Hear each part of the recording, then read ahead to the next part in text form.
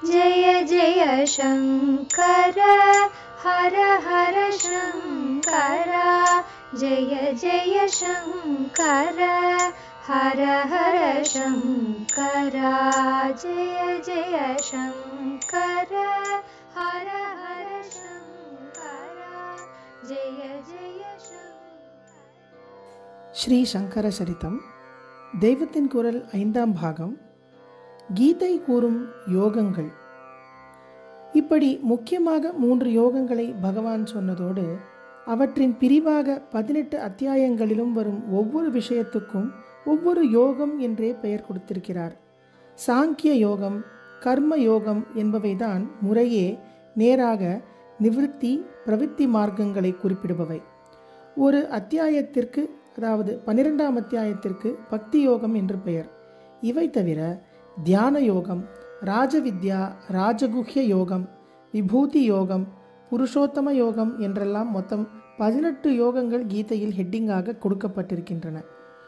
அர்ஜுன விஷாத யோகம் என்று முதல் அத்தியாயத்திற்கு பெயர். அதாவது அர்ஜுனனின் மனக்குழப்பத்திற்கு கூட யோகம் என்று பெயர். பகவான் தான் இப்படி 18 அத்தியாயத்திற்கும் தலைப்பு போட்டாரா? அவர் பாட்டுக்கு அர்ஜுனனோடு சம்வாதம் பண்ணி கொண்டு, அதாவது சம்பாஷித்து கொண்டு தானே போனார். நடுவில் அத்தியாய தலைப்பு எங்கே இருந்து வந்தது என்று கேட்டால் எனக்கு பதில் சொல்ல தெரியாது. கீதை பகவான் சொன்னது என்று வழி வழியாக வந்திருக்கும் நம்பிக்கை நமக்கு போதும்.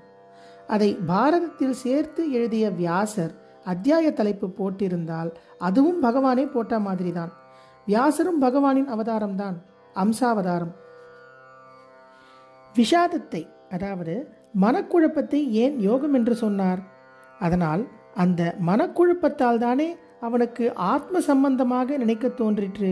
அதனால்தான் அதுவரையிலும் அவன் எத்தனையோ பேருடன் கொஞ்சம் கூட மனக்குழப்பமே இல்லாமல் சண்டை போட்டு ஜெயித்து விஜயன் என்றே பெயர் வாங்கியிருக்கிறான்.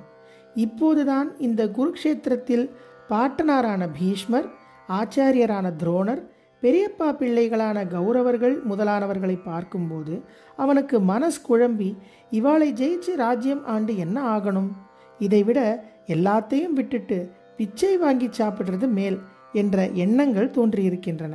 இது மனஸ் பக்குவப்பட்டு கனிந்து ஏற்பட்ட விரக்தி நிலைதான். இதுவரை ஹிம்சையா அஹிம்சையா என்று யோசிக்காமல் அந்நிய மனுஷர்களுடன் பராக்கிரமத்தோடு யுத்தம் செய்தவன் இன்று இவா நம்ம மனுஷாலாச்சே என்ற அஜ்ஞான அட்டாச்மெண்ட்டினாலேயே தான், பாச பந்தத்தினாலேயே தான் ஒரு அசட்டு விரக்தியில் நினைத்திருக்கிறான். தர்ம யுத்தம் செய்ய வேண்டிய அவன் இப்படி அசடாகி விட்டானே என்றுதான் பகவான் அவனை வைகிறார். ஆனாலும் இப்படி ஒரு குழப்பம் வந்ததால் தானே அவன் ராஜ்ய போகம் தவிர வேறொன்றை, நிவிருத்தியை நினைக்க முடிந்தது. சத்திய தத்துவத்தை பகவான் அவனுக்கு உபதேசிப்பதும் இதனால் தானே சாத்தியமாயிற்று. அதுவரை திருட்டுத்தனம் பண்ணி கூட சுபத்திரையை அவனுக்கு விவாகம் பண்ணுவிப்பது முதலான காரியங்களைத்தான் பகவான் அவனுக்கு பண்ண முடிந்ததே தவிர ஞானோபதேசம் என்று வாயை திறக்க முடிந்ததோ? அதனால் எப்படியோ ஒரு விதத்தில் விஷாதமும் நல்லதில் கொண்டு சேர்த்ததால் அதற்கு விஷாத யோகம் என்றே பெயர் ஏற்பட்டுவிட்டது. பகவான் அர்ஜுனனுக்கு உபதேசம் பண்ணும் காலத்தில் சித்த சுத்தியை அடைந்து பரமாத்மாவோடு ஏகீபாவம் பெறுவதற்கு உபாயமாக அனுகூலமாக உள்ள எல்லாவற்றையுமே யோகம் யோகம் என்று பெயர் கொடுத்து சொல்லி கொண்டு போனார். சேர்க்கை என்பதுதான் யோகம் என்பதற்கு அர்த்தம் என்றால், எதுவெல்லாம் பரமாத்மாவிடம் சேர்க்க உதவுமோ அதுவெல்லாம் யோகந்தானே. அவனுக்கு யோக காலம் வாருகிறான் என்றால் என்ன அர்த்தம்?